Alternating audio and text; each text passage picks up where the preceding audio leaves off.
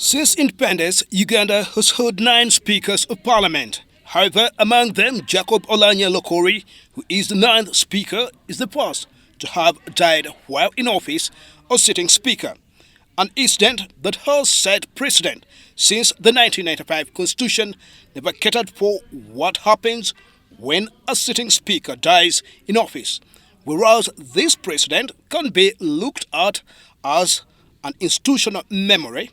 Professor Ndebesa Mwambutsya from Makerere University School of History holds a different perspective about the notion of institutional memory left. We don't have a lot of memory because we have never lost, I think, a sitting speaker of parliament.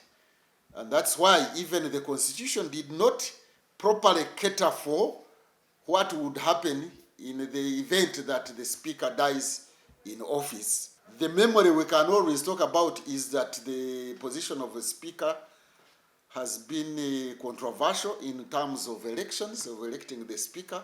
So we are likely also to experience some controversy over the election of a new speaker.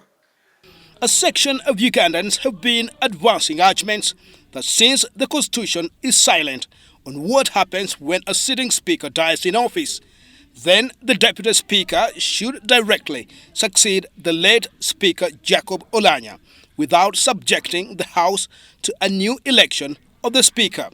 But Professor Ndebesa says Uganda's parliamentary history has not had deputies replacing speakers upon death. Actually, even under NRM, we have had the speaker, the first speaker of NRM, many people may not know, was President Museveni.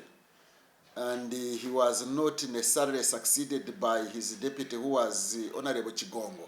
So I don't think that the memory you are talking about is a long memory. However, if we want to use the short memory, then maybe the late Oulanyah may be succeeded by Anita, but that is a short memory.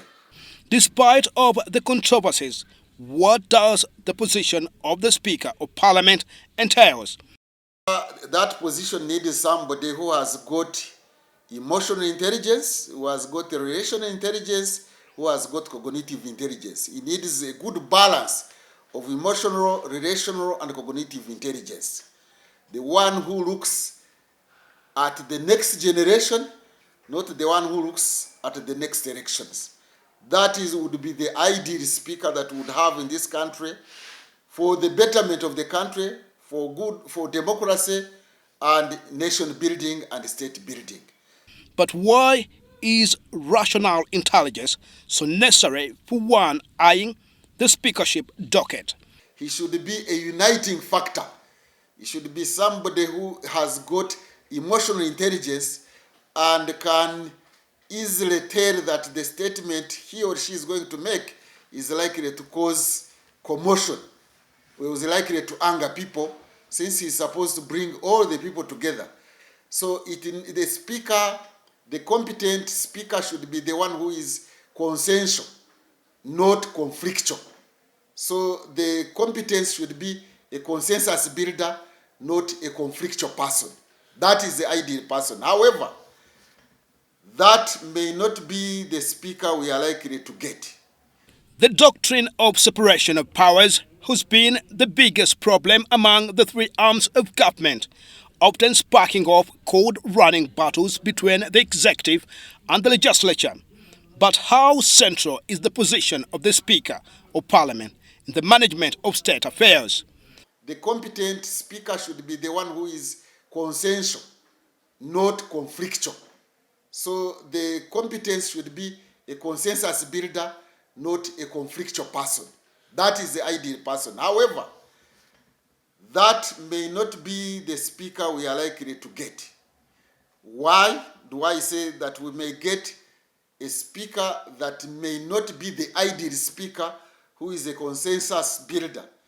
It is because the speakership is determined not by the competence of the person, but the political balance, the political logic in the country. I think the speaker we are likely to get is that one who will bring political support of a certain region to the NRM. The 11th Parliament will, on Friday this week, walk to the polls to determine the next Speaker of the House after the position of the Speaker of Parliament fell vacant on the 20th of March 2022, when the Speaker, Jacob Oulanyah, was announced dead by President Museveni.